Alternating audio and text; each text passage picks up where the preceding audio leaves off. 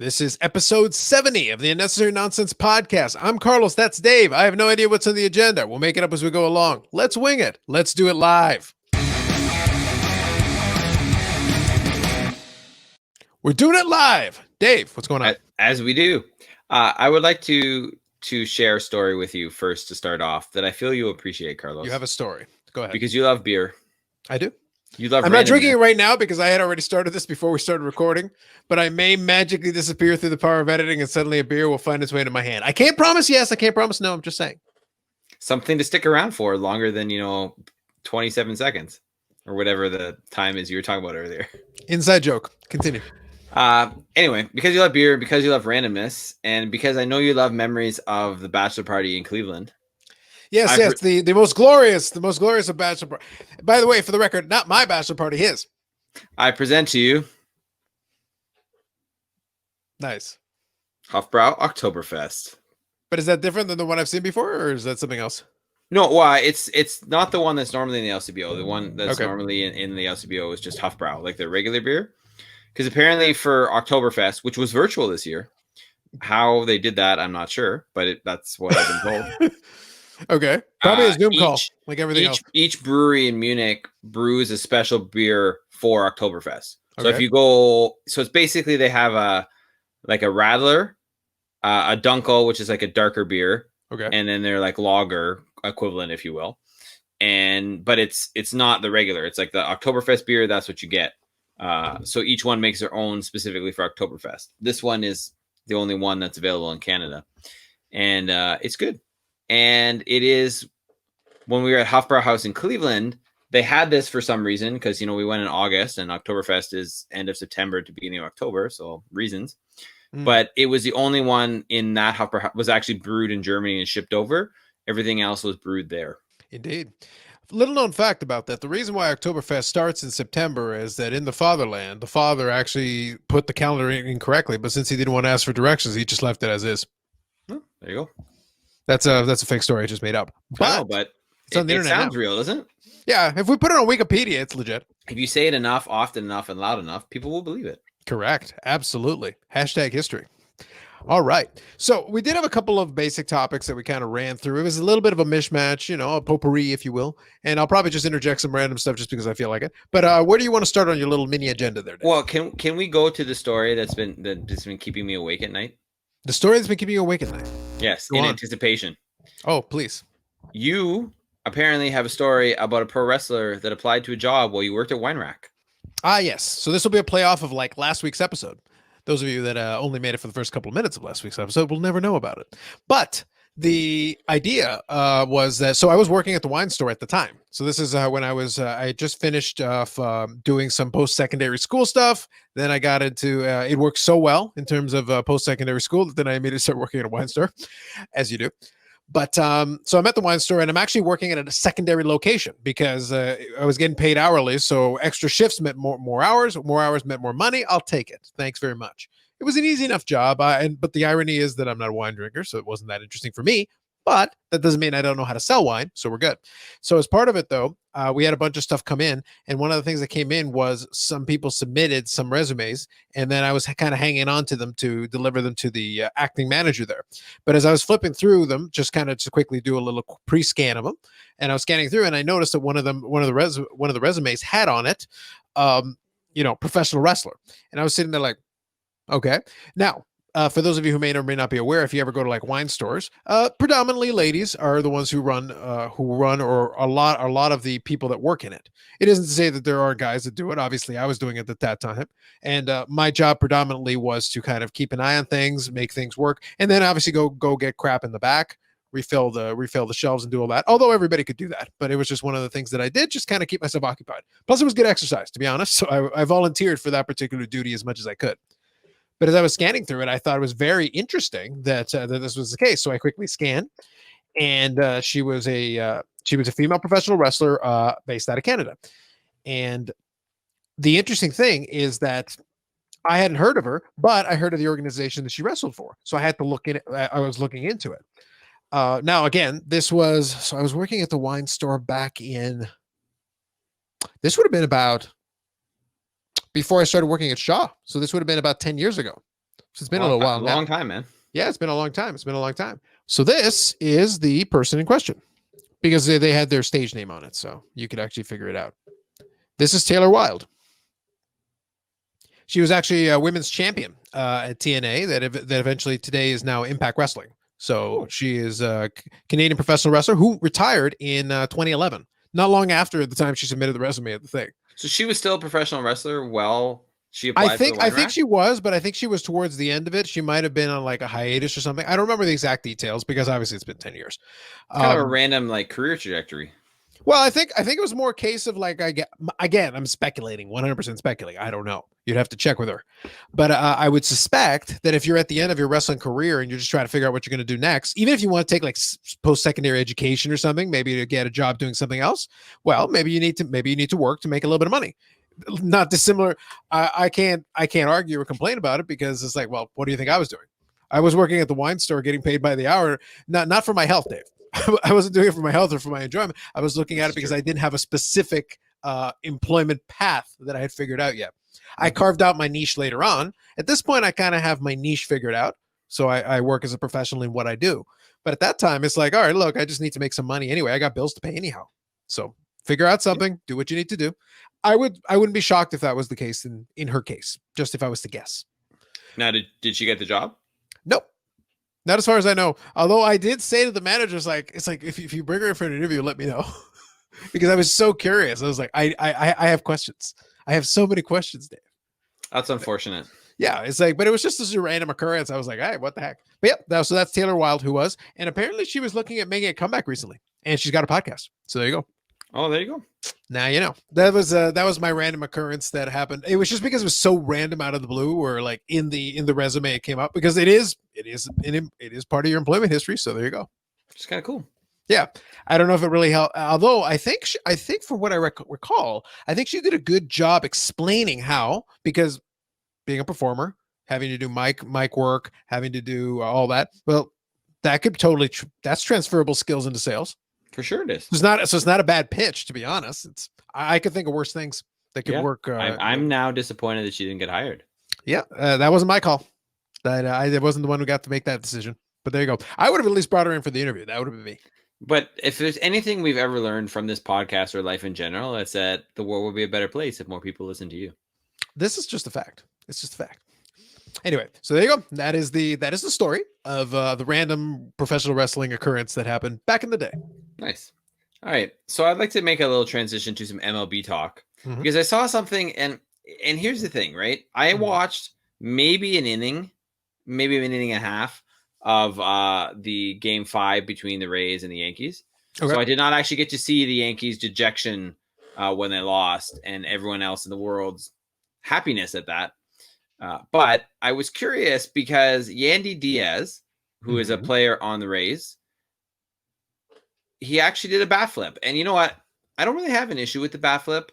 The Jose Bautista bat flip, from a few years ago was probably the most epic bat flip of all, which was absolutely wonderful, especially as a fan. But I don't really have an issue with people flipping their bat or showing emotion. Like, did we talk about the Dodgers thing where the pitcher would blow a kiss to Manny Machado? No, I don't believe we did. Okay, so I guess I'll have to do that now to get to my other story. But basically what happened was Manny Machado hit a home run earlier in the game and was, going around did a bat flip, going around through the bases, yelling at his dugout, pumping up. He wasn't being disrespectful he didn't chirp at the Dodgers or whatever. All right. And then a couple innings later, Manny Machado's on deck. Fernando Tatis Jr. hits a ball that looks like it's going out, and Cody Bellinger gives a really nice jump and catches the ball, brings it back. Okay. Right? Okay. The pitcher for the Dodgers at the time, he throws his glove in the air, and I think it was the third out too. And then he throws his hat towards the dugout. Okay, again, not chirping, but then Manny Machado starts chirping, and it starts going back and forth and whatever. And it's like, you know what? Guys should be allowed to show emotion. I have no issue with that. And bat flips are wonderful. But bat flips are not wonderful, Carlos, when you take a walk, which really means nothing. It wasn't like it was a bases loaded walk. It didn't score a run. It didn't change the outlook of the game. And this guy, Yandy Diaz, flips his bat on ball 4. And I'm like, dude, really? And apparently, the worst part of this all, Carlos, is they did mention it and they did talk about it on the broadcast a little bit. Mm-hmm. Right. But apparently, they're not talking about it anywhere else other than this podcast. And that's a shame because nobody has any business bat flipping on a walk. Everyone has business bat flipping on a walk, Dave. I think they should bat flip on every single walk. They should do it on the first inning of the first spring training game. Then you're just gonna have bat flip. I just struck out. Bat flip at the pitcher. Show him true disdain. Your pitching's so garbage, you walked me. Here, take a bat. I don't know. I was not happy with this bat flip, Carlos. Look, the reality is I don't care one way or the other. But at the same time, look, if you're upset, one thing I've always disliked about the way the baseball does is, number one, a lot of these players are weenies. Oh, you disrespect this with a bat flip. Oh, you chirped us. Like, you know what? Fight. Just fight. And I don't mean the wussy, brawl, supposedly bench clearing. No, it's a brawl. I want someone to bleed. I want someone's leg to get broken on every single one. I don't care if it's the manager. I don't care if it's an umpire. I don't care if it's the mascot. I don't care if it's Sir Purr. I don't care if it's Sir Mix-a-Lot. Someone's going to get it. Are you just adding Sir Mix-a-Lot references again because we get more views apparently that way? Listen, Sir Mix-a-Lot is carrying this podcast, Dave. Literally carrying. It'd be nice if anyone ever else knew what we were talking about, but hey. Maybe you need to watch the episode that has him in the title. And it'll all make sense. It's because true. I literally quoted myself in the title from the section of the podcast. No, man, your title game is strong. Yeah, so like, I usually find something. I try to figure it out, but the reality is, it's like, look, as far as this thing is concerned, they're like, look, man, whatever. The pitchers always have the option. Like, you could you walk the guy, he does his bat flip, beating the next guy in the head. Yeah, that's possible. Like you can literally retaliate immediately. Like, make it abundantly clear. Okay, bat flip. It's like, why did you bat flip, boy? Go complain to your teammate. Yeah. And I like a little retribution in my baseball like that. Obviously, I don't think you should ever aim for anybody's head. But aim for the head. I know what Carlos feels. I want blood. I want the next guy to get beaned, and then the other team takes their turn and beans a guy, and then the next one beans two guys, and the next one beans every single person. Bench clearing brawls, some deaths, everybody wins. I don't know what everybody wins, Carlos, but okay, by everyone wins, I mean me. I win. Okay, fair enough. I'll give you that, man. Yeah. Have I not discussed the suffering thing, Dave? Like, I enjoy suffering in so many forms. I am equal opportunity suffering enjoyer. It's true. If it's someone else's suffering, I love it. Love it. So tell me this then. That bat flip and the subsequent run that comes off 2 or 3 innings later, when later. Tampa Bay actually wins the game. Yeah. It means Tampa Bay is going to the ALCS and they're going to play the Houston Asterix. Carlos, who are you liking in that series, and what's your take on it, if you have a take? Yes, I think the Minnesota Twins win this one.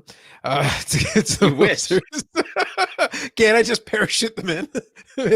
One of you is getting replaced by the Twins. Why? Because I need to make this happen. Because Carlos. Oh, well, in that case. It's like, can I bring back the Padres too? It's like, you know what? The Padres and Twins are the World Series. But none of the rest of you matter. You're all disqualified. So what were the teams against? It was Tampa. It was Tampa and Houston.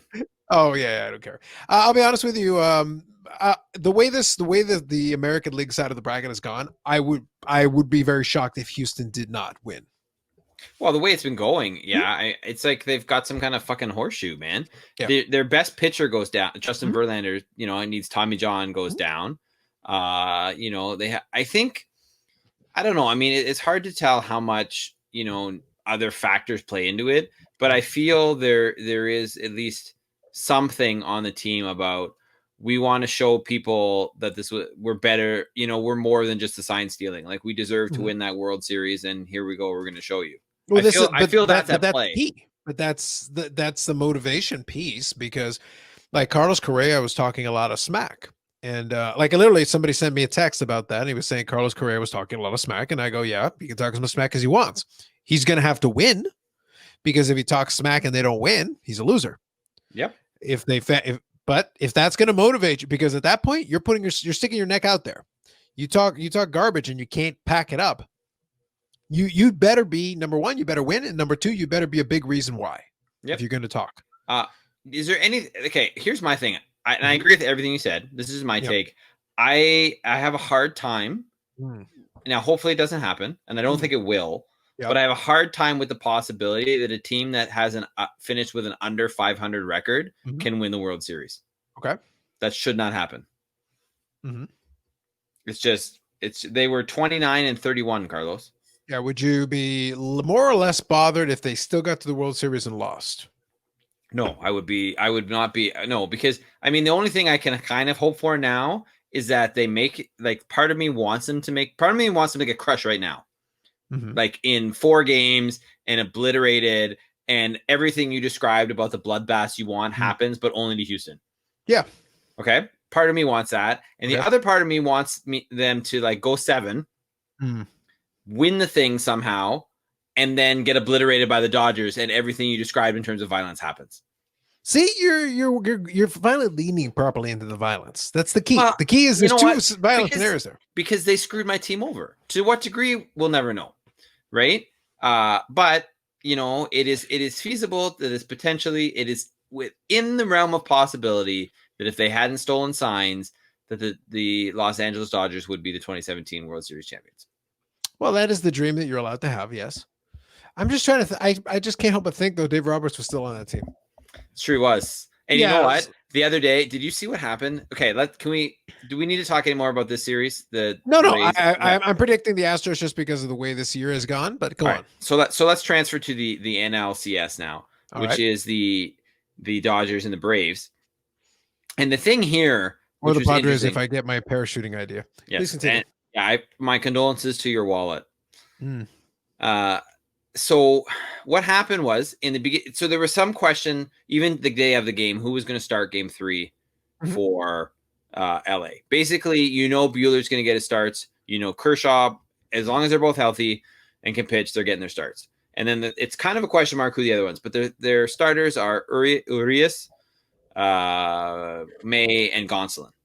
Okay, Mm. May had already come into a game in this series, right? But he started the game, and you're like, okay, fine. And then he came out of the game after 1 inning, right? And another reliever came in, and then they eventually put Urias in, and he pitched like a few innings. But I'm thinking to myself, here we go again. I'm like, Dave Roberts is going to Dave Roberts this. I'm like, you're up 2-0, man. Like, it's a starting pitcher. Why don't you just let him start? Or if you're going to want Urias to pitch a bunch of innings, put him in.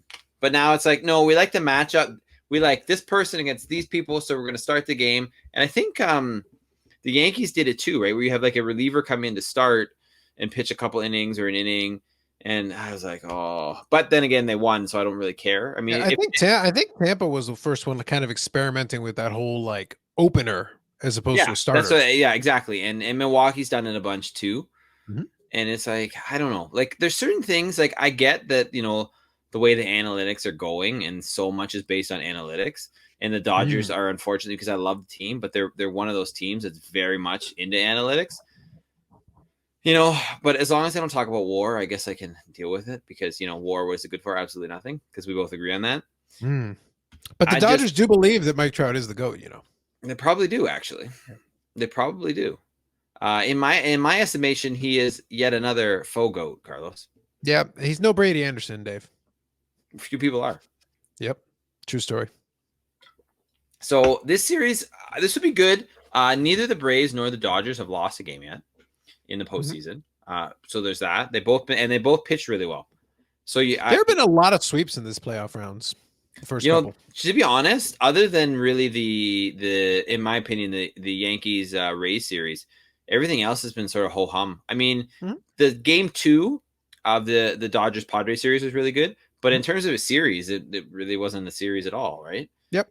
And we're kind of hoping now really in the championship round now that there hopefully will be a little bit of a back and forth. That'd be I would like to see that. Yep. I mean, obviously if the Dodgers win in 4 and they win the World Series in 4, I'm not going to complain. I'm going to love that. But, you would like to see a series something, because there hasn't been a heck of a lot of drama in this postseason at all. No, not really. So do you have a prediction for this one, or you have a feel for one way or the other? Or you want to talk about the new GOAT, Travis d'Arnaud? We can. No, I think what I said earlier stands. Like if we're not going to have the Padres, the correct and rightful World Series champions, the only legitimate World Series champions, really. Minnesota Twins? No, the San Diego Padres. The only rightful true champions. Really the people's champions, Dave. The people's champion. This other championship supposedly irrelevant, meaningless. But no, it's I would expect that the Dodgers should get there. It's what we talked about earlier. Like this is the year where the way that this bracket has gone is if they were going to get knocked out in the first round in an upset, which would have been funny for me. But if that wasn't going to happen, then they should run the table. This has to be the year where they go. Given the way the bracket is now, it should be to the house. So you don't? Is that because you just feel they're a superior team, or you don't think the Braves are that good? I don't think the Braves are ready to be that team. Like they're good for what they are, but it's not like they're not really a dominant team. They're just a team that has a lot of players, quality players who can play well. If they get hot, they can definitely win some games and make a series out of it. But in its case, I honestly believe that if the Atlanta Braves go to the World Series, it's going to be because the Dodgers did something stupid again. Like that's pretty much several things stupid. Yeah, but that's well within their capability. That's well within their wheelhouse. Well, we've seen it. We've seen it before. Yeah. So this is on them. It is up to the Dodgers to basically execute what's directly in front of their face. Get past the Braves, get to the World Series, and you'll get one of Tampa or Houston. And to be honest, they should be favored against either one of them. Yeah, they should be. Yeah, absolutely. Yeah. So it's like, to me, if you want it so badly, this is about as good an opportunity as you're going to get. It's on a silver platter for me. Now, how much of that do you put up to Mookie Betts and his impact and his influence on the team and that signing, right? Because realistically, you could argue and at least you could potentially make an argument that in terms of, say, starting pitching, they got worse this year than they were last year, right? Losing Rich Hill and Hyun-Jin Ryu. And their lineup is more or less the same other than Mookie Betts. Right. So I mean, obviously they've done some tinkering with the bullpen and bought some people in, and their bullpen is definitely better than it has been in previous years. Although, Kenley Jansen is a big question mark. It'll be interesting to see how Dave Roberts uses him moving forward, considering that really it's evident now, even though he doesn't really want to say it or take the word away from him. But Dave Roberts doesn't trust him to be the closer anymore, and neither does anybody who's really watching the games. But so how much of that do you really put up to Mookie Betts or other factors? Nothing yet. Mookie Betts if Mookie Betts is going to be a factor, it is starting this round. Because he's definitely played well. Like it isn't that he hasn't played well. I think in the regular season, he helped them put together an amazing record. In the playoffs, unless you've watched more of the games than I have. So unless he's been like carrying the Dodgers here, I think though, where you bring him in, a guy like him, his experience, because he has championship medal. He's got that history that a lot of won the other against the Dodgers. Yeah, they don't. He's been on the winning side of this, so he has that experience that he can bring to bear. It is now in the National League Championship Series and potentially in the World Series. That's where Mookie Betts is your asset, because then you've got a guy who knows what he's doing. He's a good player, a great player, and a star player, and also has the experience. So this isn't new for him. He is experienced already winning the thing. So now he's like, all right, guys, rally around me, because that's where that guy can take you. That's what I'm saying. You've got the star player who has the experience too. He's been on the winning side. He knows what it's like and can offer that experience to the others and be like, all right, this is what we need to do to get the job done. Right. That's what I think that is where he'll earn his money. Not yet. Yeah. Right up until this point. Not yet. No, I think that's a fair estimation. I think one of the things that's really been nice to see, well, two things that have been really nice to see watching the Dodgers so far one is how little they actually strike out. Right. So swing, obviously there are some strikeouts and they'll swing at some bad pitches, but their plate discipline is awesome this year. That used to be the old Red Sox and Yankees thing. That's why their games would take forever, because both team would take pitches and then foul it off, take another pitch, foul it off, take another pitch, foul it off. They would rarely chase something dumb and not make contact to foul it off. Yeah. So they get these protracted, extended at bats, which was to your benefit because you could wear out the starter, you could get to the bullpen sooner, you could wear a team down that way. But that's plate discipline. Swinging at bad pitches and finishing in at bad at 2 or 3 pitches or one pitch is like a recipe for just make the starter's life easier. Then they can go 6, 7, 8 innings because they barely have to throw any pitches to get you out. Yeah. And the other thing that I've been liking is that basically there's no, we get this guy out and we don't really have to worry about anybody else. Uh, you can make an argument about who's actually really a star. Obviously, Mookie Betts is, Mhm. but after Mookie Betts, I mean, you have the reigning NL MVP, Cody Bellinger, who's had an off year. But it's it depends on the game, right? They'll have really bad games, but somebody else steps up, and it's never been like we talked about in terms of Mookie Betts. Nobody's carrying the team; they're all just carrying each other, Mhm. which is something that hopefully carries over because that's really hard to defeat because you can't really game plan around that, right? If tonight it's this guy, but tomorrow it's this guy, and the next night it's these two guys or whatever. That is fair. I think it's going to be interesting to see. My point earlier, like I said, it's right now the way the playoff is been structured. Everything I just said earlier is true, but at the same time, since they've encountered almost no adversity and literally no opposition up until this stage, they haven't lost, they haven't dropped a game. They've been running the table. So right now, up until this point, as much as I like to tease about Dave Roberts, he's had no reason to do Dave Roberts things because right now this is the easiest. The thing is on cruise control. The job is basically like, okay, so Dave Roberts, here's the game plan. What? You do nothing. You just sit there and let the car go down the road. Just it's already on cruise control. Just don't touch anything. Don't do anything. Oh, and he's even made, I mean, he hasn't said it like that, but he's made comments to that effect too about this year. Yeah. And the thing is, right now, it's to his benefit because right now there is no generally a manager's worth, with their experience, those things come in the high leverage situation where maybe the game is starting to get away from you and you make a big move. You bring in the right reliever, you get the right matchup, you do whatever, or you let the starter fight out of it because you can sense that they can fight out of it. You make that judgment call, or you bring in the right pinch hitter. Like let's use your Dodgers 88 World Series. Why is Kirk Gibson there? Tommy Lasorda decided to make a call. He said he wanted to go out there, so he let him. That was basically the only at bat he did in the World Series. That was basically it. That home run. But that home run it was turned the only the tide. bat he did. Yeah, that home run turned the tide. Well, that was a judgment call by the manager. The manager could have still said no because he wasn't going to be useful for anything else in the series. But Kirk Gibson was a guy who had championship pedigree. He's a guy who had experience. You let him have his moment, and he was facing Dennis Eckersley, who was the best closer in the game at that time. Mm-hmm. The best lockdown closer in his day, and a Hall of Famer down the road. Kirk Gibson's not a Hall of Famer. Dennis Eckersley was. And in that high leverage moment, he let him have it, and obviously it became an iconic moment, iconic call, the whole bit. But that's a manager's judgment call. That is where a manager earns their money. And right now, the less Dave Roberts does, the closer he is to winning a championship. We'll say he earned. We'll go with that for now. But his earning mean do nothing.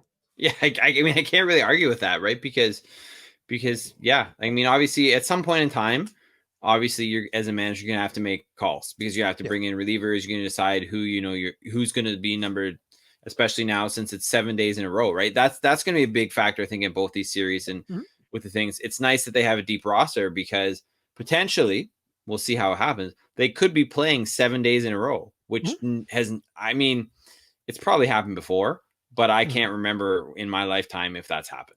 Right? They've always had off. Usually, it's like 1, 2 off day, 3, 4, 5 off day, 6, 7 or something like that, right? Yeah. But now it's straight through, and there's going to be a lot of roster decisions and pitching decisions that Dave Roberts is going to have to make. And if he makes the right ones, then he's going to get all the credit. And if they don't work out, then he's going to get all the blame or most of the blame. I just do think it's going to be to their benefit if everything plays out chalk. If basically he can bring in the starter, bring in the middle reliever, bring in the closer. Starter, middle reliever, closer. Starter, middle. The less variation, the less variance there is in the game, the more straightforward. No, for sure. But straighter the line is. Keep this in mind too, though, right? Buehler in both his starts, and he's only made 2 so far, has only gone 4 innings in both starts. I think that's partly by design. Yeah. I would imagine. I'm not even sure they'll stretch him out this series. I think obviously they make the World Series. All bets are off because they want to get that. We haven't won the World Series since 1988 monkey off their back. Right. But even in this series, I wouldn't be surprised to see him go 4. But I think that's why they bookended Kershaw, that like he's starting first game 1, and then Kershaw which is funny enough. I just got a notification on my phone as I'm talking that says it's confirmed Buehler's going to start game 1 and Kershaw's going to start game 2. And that's partly the reason they've made those decisions is because of how they want to use the bullpen. Yeah, exactly. The idea though is that the more of these decisions are made ahead of time and the more things stay according to plan, the less deviation he has to do, the less extra managing it really at this point, he needs to follow a recipe. It's this much flour, this much sugar, this much salt. Don't deviate. Just follow the instructions exactly. Put it in the oven when we tell you to, set it at the temperature we tell you to, and walk away. The more that happens, the more likely they'll win a World Series. Yep. And we'll see. That's the analogy I would use. Don't you like that I use baking a cake as an analogy? All you have to do is follow the instructions. Remember, and I will never, I hope I never forget this, but you explained derivatives to me using a cake metaphor. I am the goat of cake metaphors, right? Amongst other things. Now you just make me want some cake too. Nah, I'm okay. Carlos Sr. would agree with me. Yeah, but he's the man who innovated by creating Cake Day.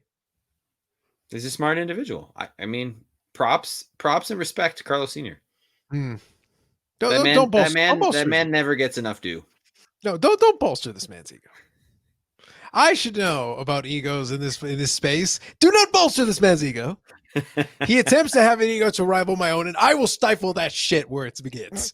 It will not. It will be put down. Come on, man. He's a good man. You got to give him that at least. Especially not that.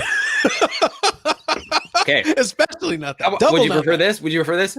He's an extremely evil man who's really easy to like. Sure. Yeah. Is that better? I feel I built my brand on this concept, and he, like everything else he ripped off from me, he ripped off that off too. But sure. Yeah. But he's older. Didn't you rip it off from him? That's what he claims. I don't subscribe to that theory. I don't know. I happen to think until 1983, he was actually Jorge. I think he's lying to everybody. I need to see some ID. I need retroactive ID. I need birth records. I need all of it. It's possible. I mean, I don't know if you know this story, but my brother-in-law's dad, I can't remember what his name was. And it was literally like when he was immigrating to Canada, he's like, "What's your name?" And he's like, "Ramon." That wasn't his name. He was just like, "Boom, this is my name now." And since he's been in Canada, he's Ramon. Yep. Even though that was not his name from birth to that moment, or even a nickname. He's just like, all of a sudden, he's like, "I am now Ramon." Dude, this is what I'm trying to tell you. They came to Canada. Sir, what is your name? Carlos. What was it before? Pablo. So when the faux Carlos tells you these lies, the faux Carlos, that is why you do not believe this man. Ever. There is one only Carlos. That is it. That is all there is. It's fair. He was probably up to some shady shit in Panama too. That's what I'm trying to get at. Like, I do not accept these false Carloses. No, thank you. There'll be none of that. I put that shit down. Anyway, What's the next thing you got? You have any NFL thoughts for this week? I do. I enjoyed the performance of the faux goat. So tell us about the faux goat, which is Tom Brady, in case anyone's wondering. Yeah. But that's why I was so struck by how much you detested the whole Houston Astros. It's not like there's a team that won illegitimate championships before. Like, say for example, like I was involved in 6, say, fake Super Bowl championship teams. That happens. You know what though? It really should only be 5 at least, because Atlanta, what the fuck? But I real quick, I'm just gonna run through them just so we're all on the. Are you gonna tell me which ones, like, you're gonna rank them in terms of like most legit to least legit? Absolutely, yeah. We're gonna do it right now. Please do. All right, here. The most legit championship I'll give you is the first one, and that's the Spygate one. So that tells you what the rest of them are going to be like. That's the first one, because Tom Brady had almost nothing to do with it. In fact, I think he was carrying, Bill Belichick's water at the time. Theoretically, he was on the team, but they beat, the greatest show on turf. And the advantage they had in that one, other than the Spygate thing, was also the fact that they were kind of underestimated by the St. Louis Rams. But at the bare minimum, the St. Louis Rams were a legit team. So that's kind of important. We need to explain that. The second one, they beat, now again, I may be going out of sequence, so feel free to fact check me, but I believe the second one was against the Carolina Panthers. And the Carolina Panthers were a team that just kind of an upstart team that came out of nowhere. And they were being led by the all-time great quarterback, Jake Delhomme. Can't go wrong with Jake Delhomme, man. You can, and they did, oftentimes. He's from Louisiana, man. Yeah. And I wouldn't take credit for that if I were them. That's all I got to say about that. So anyway, but so Jake Delhomme, not exactly Murderer's Row, part of Murderer's Row on that one. The third one was they beat the Philadelphia Eagles, which was in the days when Andy Reid would get to the NFC Championship all the time with Donovan McNabb, and they would lose. And that was the year they finally decided to get to the Super Bowl. But they did that with a team that was primed for dysfunction, with a Terrell Owens who was hell bent on destroying that team from the inside. And despite that, they were in a position they were within a score of that game. So they did everything they could to implode. They did the opposite of Atlanta. They tried to implode from the start. You know what? You know what their greatest margin in the Super Bowl win is? Greatest margin? I think that wasn't there like a San Francisco one where they beat somebody down 55-10? No, that was the Dallas Cowboys, I think. 10 points. The most recent one when they beat. You're talking about the New England Patriots. I am. I thought I was just thinking Super Bowl in general. No, the Patriots. Those are all close. Yeah, the Patriots was 10 all points, 13-3. Otherwise, you have a couple others that are, but they're all. The other one is 6-4. Most of them are 3. Right? They've won 3 of their Super Bowls by 3 points. Correct. That's what I'm trying to get at. Like, so right there, I just gave you 3 of them. So I guess and that was in order that they happened too. So correct. Good on you. Yeah, but off the top of your head. Yeah, but the most legit. Now I am looking some of it up because I want to make sure I get the rest of the sequencing right here. But okay, so those are the first 3, and those were at that point Tom Brady is 3-0 in the Super Bowl. And the next 2 are losing to the New York Giants twice. So, he have the Eli Manning, because I think, like I said, one of my points that I make about this when I discuss it with associates is that you got to understand that by the end of it all, because Tom Brady beat Peyton Manning like a drum for their head-to-head matchups for the majority of their time. But then in the tail end, Peyton Manning started getting the better of him consistently, to the point that I believe Peyton Manning has a winning record slightly now against Tom Brady. Eli obviously has 2 Super Bowls on Tom Brady, and I believe Cooper Manning, who never played in the NFL, has a winning record against Tom Brady. Archie Manning has a winning record against Tom Brady. Their mother has a winning record against Tom Brady. Their dog has a winning record against Tom Brady. And basically anyone, Preston Manning has a winning record against Tom Brady, and he's not related to them. Yeah. So there you go. Man, you didn't even get that reference. It was such a good one too. It was beautifully Canadian. Sorry, man. I was just, it's true. It is. I was just gonna go with it, man. I didn't. This is what I have to work. Sorry. Google Preston Manning. You'll understand why the joke actually would have worked. I know who Preston Manning is. Is this where someone should be like reform? Correct. They should have. There you go. See? Never mind. We're moving on. Anyway, so the point is that Tom Brady's a loser. But the important thing is at this point he's 3-2, and those Eli Manning lost Super Bowls. Well, it's Eli Manning, so that's like -5 Super Bowls apiece. So at that point he's like 3-10 in the Super Bowl. So that's a pretty awful record, to be honest. And then of course so if you do the timing between Super Bowl wins, they go basically a decade, because they won the first 3. The last one was in 2004. The next one isn't until 2014. So the faux goat goes 10 years without winning a damn championship. 10 years. And then he has a late career resurgence right around the time he finds TB12. Back in the day of the Mitchell Report, we called that steroids. We called that HGH. We called it the cream, the clear. Go talk to Barry Bonds. We call that. Late career resurgence. But anyway, So in the midst of late career resurgence, the person that I blame for this is, Pete Carroll and the Legion of Boom, because he doesn't give it to friggin' Marshawn Lynch to finish the deal. If they do that, I'm sorry. At that point, Tom Brady has lost 3 straight Super Bowls. 3 straight. Lost. And then right after that, then what? Then that's it. No, then they play the Atlanta freaking Falcons, who gift them a Super Bowl. Gift. Pretty much. They pretty much were like, actually, they're like, oh, yeah, we want this. And they're like, actually, no, you know what? We don't want this. Here you go, Tom Brady, Bill Belichick. Yeah. And the thing is about that whole thing, and this is what the funniest part about this is, that someone would be like, oh, you're Patriot haters. Like, guys, my team doesn't have a rivalry with the Patriots. I don't care about them. But I do detest a bad narrative that is ignoring reality. The reality is that if Atlanta had been up by any more points and blown this, wrong sport or not, the dead body of Kennesaw Mountain Landis would have risen to immediately put an injunction on that entire Super Bowl. and put Arthur Blank and the entire Atlanta Falcons franchise under arrest. And that subsequently they would have disbanded the franchise on the spot. The Super Bowl would have been concluded immediately. There would have been investigations. There would have been questions. Somehow someone would have gone to jail. I promise you, because there is no logical explanation for how you can blow a lead like that in the Super Bowl when your only goal in life. And I still believe this, and I have to have somebody run the numbers. I still think they could have won the Super Bowl just by kneeling for the entire fourth quarter. I'm not convinced you couldn't have done that and somehow won that game. It's quite possible. I mean, running the ball would have been nice, but no, just kneel. Who cares? Just kneel. Well, you know what? It's a lot harder to fumble when you're kneeling. Correct. Just kneel. Not impossible. And you know what? I don't put it past the Atlanta Falcons because ever since that game, they have not been the same. They are such losers. It's incredible. But it's okay because they play in the same division as New Orleans and the New Orleans arch rival. So I hate to say this because I didn't know what going into that game, right? Because I actually think we watched part of that game together. I think I actually came over to your place for part of that game. For the Atlanta Falcons one, I'm trying to think. But I actually rooted for the New England Patriots in that game. That's the only time in my life that I've ever rooted for that team. So it's your fault.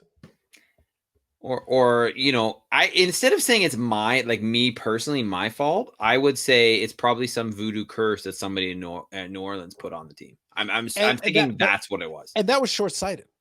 Because here's the thing. No one cares about if Atlanta wins that Super Bowl, no one cares. Dave, it doesn't matter. But you know what it did? It fueled this false goat narrative. The faux goat was built on the back of that garbage. So here's the question, because I think the viewers deserve to know, Carlos. Can I get to the last Super Bowl just before that? Sure, go ahead. Because I'm almost done my faux goat argument here. All right. Okay. So far, if you've noticed, I basically allege that only one of these Super Bowls is legitimate. And that's the one where this Spygate. That's what I'm classifying as legitimate. That's the best. And the first one. Also the first one. Also the first one. So at this point, that's 2001. So that's 19 years ago. That's the only one that I sort of consider legitimate-ish. So we go to the last one, which is they played a Los Angeles Rams team that was true trash. Literally, I am convinced, as far as that game is concerned, I'm convinced if both starting quarterbacks had gone down for injury, the outcome would have been virtually the same, which is to say the quarterbacks were irrelevant. They could have injured Tom Brady in the first quarter, and the Patriots would have still won. 13-3 final. I don't even know who the backup for LA was. I would have considered starting them. Well, but here's my thing, Carlos. What about this? Okay, what about this? What about the fact that maybe the NFL screwed New Orleans Saints on purpose in the NFC Championship game that year because they knew someone had the clairvoyance to know that New England was going to beat them, would beat Los Angeles, but they wouldn't have beaten New Orleans. Thoughts? No one needs to screw over the New Orleans Saints for the New Orleans Saints to lose. Their franchise's existence purpose is to lose, except that one time. But what I'm saying in this instance, Carlos, right? You have said it to me multiple times that you feel New Orleans would have been better in that game than Los Angeles was. But the problem is you couldn't beat the Rams. The Rams are trash. So what do you want me to say? What's worse than trash? That's the New Orleans Saints. But yeah, I agree with your point. They could have. You probably could have started the game and they still would have won it. Oh no! If I had started the game, we would have won by 80. I get like oh my going away Brady would have retired at halftime. He goes, I'm not dealing with that. It's like I'm done. I'm out. Deuces. I'm retired. No, it would have been an embarrassment. Like you don't even know. I would have even bothered to throw the ball after a while. I'm like, oh, you know what? I'm gonna run the ball myself. I am doing a quarterback sneak. Why? You can't stop it. You guys suck. So yeah, and that was the one we both boycotted for different reasons. I knew it was going to be a bad game. But you know what? I don't regret not watching that game in any way, shape, or form. No, that game was trash. That game was utter trash. But no, the reality. So here's the thing. So at that point, like think about that. So 6 Super Bowl championships, and 3 of them are the last 3 in particular are egregious. Like the last 3 of them are an embarrassment. And I skipped over the one where the Eagles beat them, and Tom Brady lost to a backup quarterback. So he's lost to Eli Manning, who's a third string quarterback, and he lost to Nick Foles, who was the backup quarterback. Yeah, maybe the Rams should have gone to the backup. Maybe the backup's records are tremendous against Tom Brady in the Super Bowl. Burn. They're undefeated. Burn. Even though Eli Manning was starting quarterback, right? Like allegedly. Okay. I like to think that Michael Strahan was the starting quarterback of that team, but He might have been. it wouldn't hurt. But the point is that like that's what you have to face. That's it. Again, losing record against everybody named Manning. Preston Manning, the dog, Cooper, all of them. All right. So here's my question to you. What's your question? Okay. So in all seriousness, though, okay. I was very serious about 95%. I know you were. I know. 95%. But what I'm saying here is your answer that you're about to give me cannot be Jameis Winston because I know you don't actually believe that. Okay, go ahead. All right. Who's the real GOAT? Who is the real GOAT? I'm not arguing with you. Montana. I don't think Montana's been thrown. Okay. Montana had a perfect record. So let me make the serious case. Hold on. Let me make the real case here. Joe Montana is 4-0 in the Super Bowl. Joe Montana played for that San Francisco 49ers team in an era where you were not putting up the gaudy numbers. So that's fair. But when it came down to winning Super Bowls, they got business taken care of. And that San Francisco 49ers team, in the midst of doing that and winning those championships, didn't have all manner of shadiness to help them. Didn't need to resort to, taping the sidelines, HGH injections, TB12 method, all that good stuff. They were able to win those championships against the best that they had at the time. So they faced the best opponents they could face. I would argue that the opposition and I'll pull it up as I'm talking, but I would argue the opposition that the San Francisco 49ers faced on paper is better than the opposition the New England Patriots actually face in the championship, in the ones they won. They didn't get an Atlanta Falcons who just rolled over for fun. They actually had to beat real teams. So let me just do this here. 49ers. And the other thing, though, that's key for me, and this is really important, they had a couple of Super Bowls where they won definitive, decisive victories. They had Super Bowls where like it was not in doubt. You knew who won. There is no New England Patriots definitive, decisive Super Bowl win. Correct. There never was. And that was the whole thing with all that stuff. It's like, I have a lot of trouble giving you the credit that you think you deserve if you're telling me that I have to accept the possibility that it's like, okay, well, they're really good. It's like, are they though? Because they have to scratch and claw by the skin of their teeth, barely against a team. Again, the Jake Delhomme. Jake Delhomme's trash. They barely won that Super Bowl against Jake Delhomme. That's like playing Punch Out and facing Glass Joe and winning on points. Ugh. Why? Like, man, I love the references you're just bringing up. He's the worst one. It. Like, you're supposed to knock him out in the first round. It's supposed to be the easiest game you're going to play. Like, I don't understand. Like, you're the supposed GOAT, and you struggle against mediocrity. You lost to the backup quarterback. You lost to the 8th string quarterback, Eli Manning. You lost to the dog. Probably Cooper was in for a couple of snaps. How do we know he wasn't? He doesn't even play in the NFL. Are we sure Archie didn't throw one of those passes? How do I know? Hey, I can't say that for sure. I didn't see him under the helmet. Exactly. Yeah. So real quick, the San Francisco 49ers, the first Super Bowl they won against the Cincinnati Bengals. I don't think they played Boomer because this was 1982. Although it might have been. Like, I'm not sure. I'm not sure who the quarterback was for Cincinnati. I will look that up for you as you keep going. Yeah. So that was the first one. And they won by 5 points. So not like a huge thing, but a clean victory. The second one, they played against the Miami Dolphins. And this is where they played against Dan Marino. This is Dan Marino coming off that MVP season. And they mollywopped them by 22. Dan Marino's pretty good.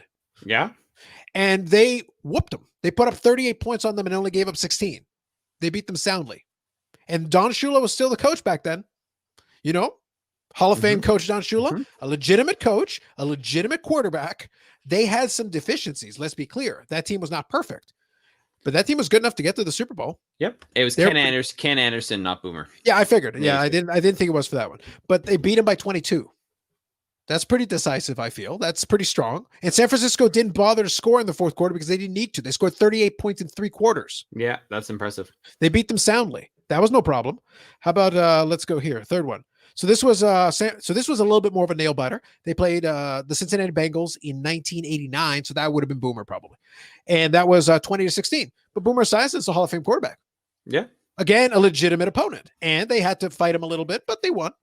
And San Francisco scored 14 points in the fourth quarter to win that. They had to come back to win it. Nice. So they fought a Hall of Fame quarterback and won. By the way, this is the second Hall of Fame quarterback he's beaten. Second. Then in 1989, this was the next one. They played against the Denver Broncos against John Elway. And they won 55-10. Yeah, that's pretty legit. How about I just whoop you even harder than I beat up Dan Marino? So instead of Glass Joe, he's like, I'm just going to go straight to Mike Tyson. I'm going to knock you out in one round, and then I'm going to go face Uber Tyson, knock him out in a round. And how about Mecha Tyson? Knock him out in a round. You're not even in this game. Please go away now. He dispatched 3 out of his 4 championships were against Hall of Fame quarterbacks. Yeah, I mean, 3 out of 4. And again, Kurt Warner, Hall of Fame quarterback. That's legit. Mm-hmm. Jake Delhomme, not Hall of Fame quarterback. Eli Manning, borderline at best, and he lost those. Donovan McNabb's not in the Hall of Fame. Nope. He's not there. So there's 3 championships there. 1 Hall of Fame quarterback. We have to wait until the career resurgence where he plays Russell Wilson, who will probably be a Hall of Famer. That's legit. I think that's fair. I think he'll get there. And at least they won their championship prior to that. So full value. Fair enough. That's probably their next best championship. But again, I think they're one Marshawn Lynch carry away from winning that one. Mm-hmm. I think that was a mistake. That was a tactical error by the coach. So I disagree with the play call on that. So that's, 2. And then after that, we're looking at Matt Ryan. Meh. Jared Goff. Really? Not exactly a murderer's row here, bro. And by the way, you barely beat Jared Goff. You barely beat Matt Ryan. You had to come back to beat Matt Ryan. Like, it sounds to me like he's trash. I think Tom Brady's like, a borderline Hall of Famer at best. Borderline. I just wait for all the Patriots fans to just go nuts on the comments. Yeah, is there like an 8th ballot? Could you hold him back for like a decade or two? Just sit back and like, we got to think about it. You know what? Regardless of what you're saying, I would hope that people listen because Carlos is making a fairly compelling case here. When it comes to the Joe Montana thing, yes, the Brady thing is just unjustifiable hate, just for fun. And it's not even hate based on fandom. It's like, no, I just think he's not that good. But I also feel like I feel like you make a legitimate case that Brady is overrated. Oh, no, on that point, he is the GOAT of being overrated. like, oh my God. He is a good quarterback. Good. Not great. Good. Yeah. You know what? And we'll never know the answer to this, right? Because this season isn't real. I mean, people are saying this season is going to tell us. Nothing that happens this year is going to help or hurt the case because now he's old. Now he's old. He's got a built-in. What I'm saying is, but people are, who's more responsible, Brady or Belichick? My argument has always been that, my opinion has always been that it's Belichick. It's 100% Belichick. But you're never going to know you can't prove that. It's too late because you can't do it now. Right? I mean, this year, if the Patriots do better than the Bucks or vice versa, it proves nothing. Yes. No. Here's the thing: the Patriots could run the table and go to the Super Bowl and win. Now, is that going to bolster the case for Belichick because he grabbed Cam Newton effectively off the scrap heap? Cam Newton's not a bad quarterback, but nobody wanted him for a while. They basically picked him up on like a near minimum deal. Yeah. Exactly. So in reality, like he basically picked him up off the scrap. If they go in the playoffs, go deep and get to the Super Bowl, heaven forbid win, like it's going to be a feather in Bill Belichick's cap. He's going to solidify his position as the GOAT coach. I think the argument for him being the GOAT coach is way stronger than Brady's argument for being the GOAT quarterback. Fair enough. Like it's just because he's done it for so long, so many pieces. And by the way, he was also involved in personnel. He's basically the general manager too. So it's like he built the teams. Mm-hmm. The guys Brady's throwing to, the guys that are blocking for Brady. And keep in mind, you've had a lot of, there haven't been a ton of big name stars on the Patriots rosters. Yeah. And when they had the big name wide receiver, they didn't win. They went 18-1. That's so satisfying that it is against the 8th straight quarterback. Think about that. So any before we wrap it up then, Carlos, that was fantastic. I hope people appreciate that. Any thoughts about any of the games this week in the NFL? Well, not really. I think it's going to be an interesting week because right now it's because of the lack of training camp and all the things that have happened so far. It's gone like on a week by week basis. Joe Flacco is now going to be in for Sam Darnold, so he's doomed too because he's a statue. He can't move. So that's going to be funny. I think it's going to be a day where I'm going to put on Red Zone and just kind of let it flip around. I'm going to be curious to kind of see because I really don't feel like there's a specific game that I'm like, oh yeah, I got to watch this specific game. see what happens, because right now there's a couple of matchups just like, ooh, Yeah. ooh. No, fair enough.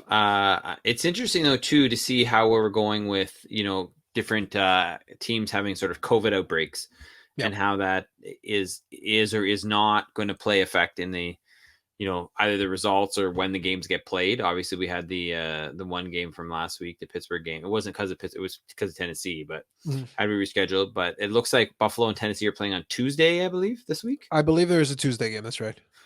Which I'm all for football on different days of the week, but it's just kind of weird. And it's question of who's going to be able to play and who's going to be healthy enough to play, and the protocols, and the league is getting really tested in that. Also, there was supposed to be well, not supposed to be. There is a hurricane that currently hit Louisiana, but they've decided that they're going to play the Saints game on Monday night in New Orleans. I feel there should be a prop bet on whether the power goes out in that game. But I'm it's one of those, do I want to watch a rookie quarterback pick apart the Saints defense, or do I not? Where are they playing again? San Diego. Ooh. You mean Los Angeles? Yeah, so I'm not, you know what? But haven't I said on this podcast before that I can call them Los Angeles Rams with no problem, but for some reason I have a hard time calling them the Los Angeles Chargers. So I just call them San Diego, because why not? You should just be like Superchargers. Yeah, Justin Herbert has looked good in limited action, like as a rookie quarterback. Speaking of teams that I like to misname, Carlos, I am currently wearing a Miami Marlins shirt. Why? Because I like the logo. I see. It's that, honestly, that stadium and everything about that team, other than the players themselves, it's so gaudy. It's just like the weird sculpture they had in the outfield that for home runs. It was weird. The color scheme is just, they tried to go with this whole South Florida, South Beach kind of vibe, and it just Yes, Herbert has looked good. So the San Diego Los Angeles Chargers, is that better? Sure. I don't know. We'll see. I mean, I think it'll be an interesting game because there's a lot to watch there watch there. So obviously I'm looking forward to that game. I'm also looking forward to seeing Buffalo on a Tuesday night. Because Buffalo. But yeah, I think it's one of those things like this season almost was built for Red Zone.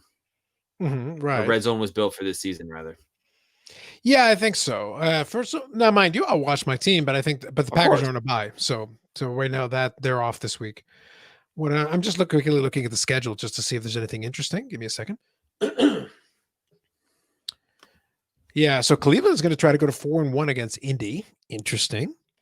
Not particularly exciting, but interesting. Let me see here. Ooh, well, yeah, the Tampa Bay game's already over. That happened. That was the faux goats fall for this week. Interesting. And the Dallas Cowboys taking on the New York Football Giants in the battle of which team sucks marginally more. Yeah. Really, the Dallas should roll them just because the Giants are a disaster. Like a true disaster. To be honest, quite frankly, there are not a lot of like the games this week, unless your team's playing. It's nothing that I'm particularly excited about. I think maybe Colts Indy may be the best game, the best Sunday potential. Maybe Eagles Steelers. Maybe, but there's a couple of division leading Eagles at 1-2-1. Yeah, like what? But they did look a lot better last week, so that division's so bad. So bad, Carlos. It is so bad. It's such trash. Yeah, it's looking to be a tough week. I kind of want Washington to win that division, just so you can say the Washington football team won. That would be a thing, yeah. I'm kind of hoping that I'm rooting for the division winner there to win like 5 games. That'd be amazing. It's what at the rate we're going, it's. I mean, is that even possible with the amount of games they play against each other? Maybe if there are a few more ties. Okay. So with some ties, we could get a 5-game winner in there. Like that's happened in the CFL before. The Ottawa team won with -7 games or something, and they got to the Grey Cup. I think that's happened before. It does happen. It does happen. But Yeah, I don't remember the exact record. Oaks can tell us. I think they were 0-147, and they got to the Grey Cup. I think it doesn't really matter. Everybody makes the playoffs. It's like, no, they don't. Yeah, they do. Why not? Sure. In the East, yeah, here you go. You're in the Grey Cup. We didn't win anything. Yeah, it's fine. We lost to the JV team. It's fine. Don't worry about it. Doesn't make a difference. I think that's it from us today. Then I got one more thing then before we go. Okay, let's hear it, buddy. All right. So Miami forced the NBA Finals to Game 6. The coronation of LeBron James has been delayed a day. Here's the question that we'll leave everybody with. Do they actually finish it in 6, or do they force a Game 7, and then all of a sudden in Los Angeles, the tremors happening are not from an earthquake? I think it goes 6. I think, but then again, you know what? Because we've, made some jokes here about Jimmy Butler being the hardest worker ever in the history of life. Yes. He's had some game. I mean, he's had a hell of a series. So it's certainly possible that it goes 7. I, for one, hope it does for a variety of reasons. So could he lift some more fake weights, do some more primal screams, and intimidate the Lakers into forcing a Game 7? I think he can, Carlos. I think he can. I like it. But then I like to see the world burn. So this is true. It's kind of and maybe you will, Carlos, if LeBron doesn't win. You should be rooting for Miami too, Carlos. I'm rooting for whatever will make Skip Bayless angry. I think if he goes to 7 and LeBron hits like an 80-foot 3-pointer to win the championship, his head would actually explode. That's fair. I think that'd be kind of fun. It would be. You and the violence, Carlos. You and the violence. Hey, listen. It is what it is. I'm consistent on this point. You are. It is true. All right. So that's it for us. Now, then we'll finish it off here. Unfortunately, for some reason, it didn't occur to either one of us, but I'm going to do it right now. Yay, ticker. I just realized until you said that, I was like, I was looking at it, I was like, something's missing. Something is missing. But anyway, you can check out us on iTunes, Spotify, Google Play. Watch it on the YouTube channel. It's better. You get to see me make gestures and make faces and passionately argue against the faux goat, the false goat that you have propped up on this mantle. I am here as the Grand Inquisitor to cease with this heresy. None of you heretics are allowed to make these football arguments anymore. He is the faux goat. The real goat, quotation marks, is Jameis Winston. The real goat, no quotation marks, is Joe Montana until further notice, and I'll let you know when it changes. There you go. 3 Hall of Fame quarterbacks, Dave. 3 out of 4. 3 out of 4 Hall of Fame quarterbacks. That's a real goat. You have to beat actual opposition, not the Atlanta freaking Falcons. In accordance with the prophecy. True statement. So that's it for myself and Dave. I'm going to have to edit some of this shit because reasons. Anyway, so that'll be it for us. We'll catch you in the next episode 71 next time